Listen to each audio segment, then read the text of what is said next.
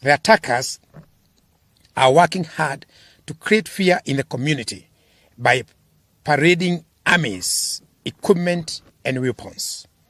Victims are identified because of their ethnicity. They are segregated into ghettos. They are being starved and their property destroyed or scattered away. Murders are taking place in ways that are deliberate and systematic campaign of violence. This crackdown has been concentrated in slums and other low-income areas of the county where the so-called hustlers, in whose name the interests the Kenya Kwanza regime claims to govern. We condemn the unacceptable and illegal massacre of the Luo community, whose only crime is to participate alongside other Kenyans in protests against Kenya Kwanza policies. We condemn and demand an immediate end to the traumatization and profiling of the Luo community, particularly the children who are being made to pay a price they do not understand. The genocide underway in Luoland is not accidental. It is coordinated and premeditated. It is being coordinated by political and government leaders, both from the community and outside. But it is not just in Nyanza. In Mathare and Kibra in Nairobi, citizens were traumatized and tear gas canisters locked in their houses. A father who confronted police for hurling tear gas into his house, causing his child to faint, was manhandled and bundled into the police lorry like a criminal. His whereabouts remain unknown.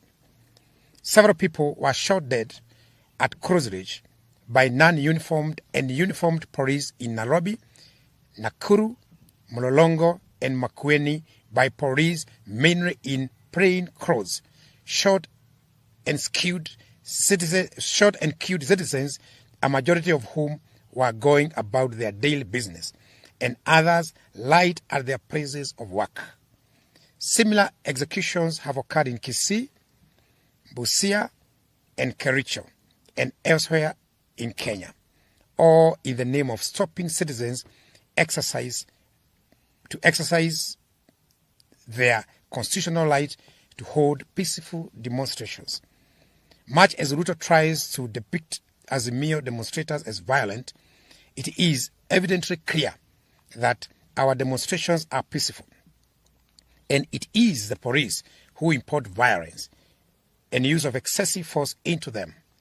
We remind all that whenever Azimio hold rallies and or demonstrations without police interference, they end peacefully without violence or distractions. The decision by police command to end peacefully without violence or distractions. The decision by police command to force access to homes is sharply and unnecessarily escalating tensions and costing lives.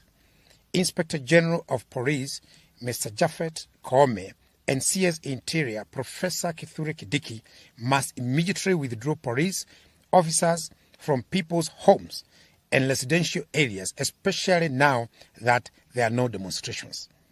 The developments in Nyanza take place against other equally worrying actions by the state. Both police and hired goons are trailing, arresting, and shooting people from vehicles with foreign number plates. In the 3-day demonstrations that ended last Friday, that was yesterday, South Sudan and Tanzania number plates were visibly deployed. This creates unnecessary tension and conflict between our country and these federal countries and our people against the people of Tanzania and Southern Sudan. As police battle our people on the streets, they have also taken over the corridors of justice in our courts. We saw police attacking families of people seeking justice in court. We saw Honorable Babu Owino being abducted and ferried away from court corridors after being released on bail. We saw the media being attacked and chased from court corridors as they did their job of informing the world of developments in the country. Azimio readers are being put under house arrest, constant surveillance, and persistent threat of being arrested. We demand the unconditional release of all the Azimio readers and supporters who are still being held incommunicado. These developments also happen against the backdrop of constant verbal, unwarranted diatribe against Uhuru Kenyatta, the fourth president of Kenya, and Ruto's boss for 10 years from 2013 to 2022 August. The withdrawal of security of his mother, Mama Ngina Kenyatta, the attack on his son, Jomo, by uniformed police, claiming to be police, and the attack and vandalization of the Kenyatta family Northern's farm.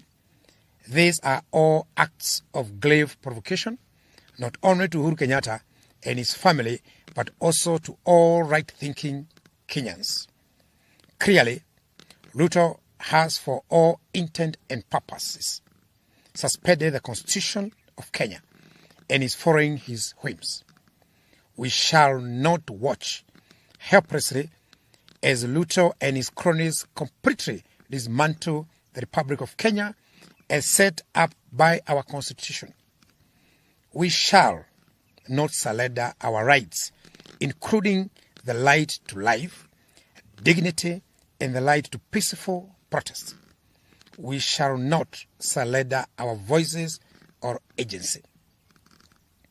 We shall fight for our rights as we have fought for them before, and as our fathers fought for them before last.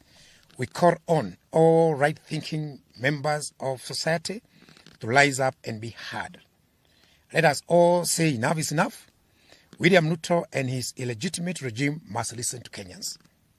All these actions by police undermine the rule of law and the Constitution. These actions point to the emergencies of a police state in Kenya. However, these actions that have left scores of Kenyans dead have earned police praise from William Ruto. We wish to make it clear that our people will not surrender or be cowed. We further make it clear that we will pursue no engagements with Kenya Kwanza whatsoever until these hostilities and their perpetrators are apprehended. We remain determined to right the wrongs being inflicted on our people, including state-induced high cost of living. Our peaceful countrywide demonstrations will continue next Wednesday. We are serving notice to all the OCSs across the country for the Wednesday peaceful demonstrations. In the meantime, the signature collection, which now starts at 8 million, continues. Thank you very much. Asante sana. That's good.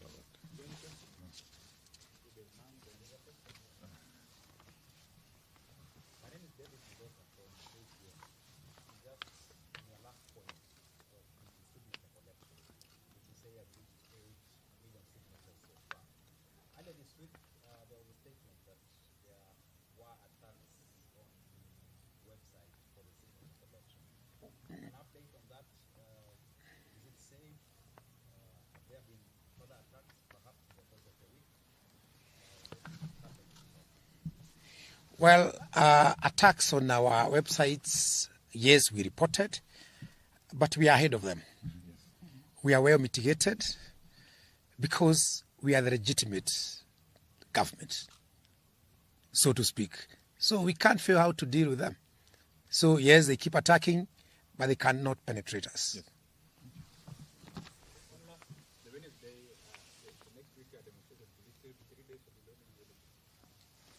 The demonstrations will be on Wednesday. We have said it will be one day on Wednesday, from 6 o'clock to 6 o'clock.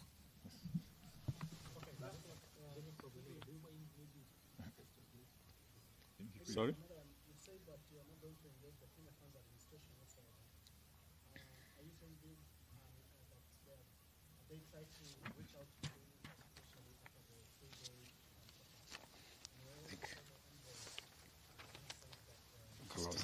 Steve can do that. Well, thank you, Steve Leto. It was reported that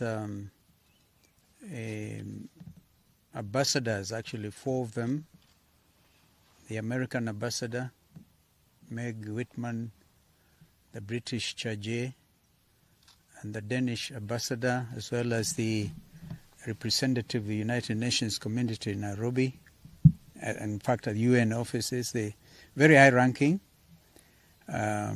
came over to my residence, and we agreed we will not at this stage address the media. Of course, they're all very concerned, not just them as ambassadors, but the international community. The story of peaceful demonstrations turned violent by the police have received international visibility. On CNN, I personally watched some of these presentations, on BBC, on Al Jazeera. We hope, by the way, to be able to meet with the some of these international correspondents in the next few days. And so everybody is concerned. And so, Steve, I hope I've answered your question, but we are saying, what sense does it make to meet with people who are already committing acts of genocide? I was foreign minister in 1994 when genocide happened in our sisterly state of Rwanda. We pray to God that this does not happen to our country. So it behoves all of us to take note of what is going on here. We also thank the African Union, the AU Commission on Human and People's Rights for their statement. How do you tear gas 53 children and make them develop early cases of asthma and other complications? These are basic rights, and you cannot negotiate on people's basic rights. Basic rights are basic human rights. And so that is where we are. I don't know whether there's another question. Thank you. I think you had last week said that you were taking 3 days of protest because the people had asked for it because of the high cost of living. So what now has changed to go back to 1 day? No, you must always take into consideration the reality of the situation on the ground. We realize that after day 1 on Wednesday, a lot of people were arrested, others were injured, and people had to run all over hospitals and places to check on their loved ones. So we therefore have reached the conclusion, peaceful, and we stress, by the way, peaceful and armed demonstrations. We call on our people to remain vigilant on that core. However much you feel provoked, don't harm any policeman. Leave it to them to harm you. The world is watching. Thank you. Thank you. Thank you. Yes, yes. Yes, Inoro. Yes. Inoro can do.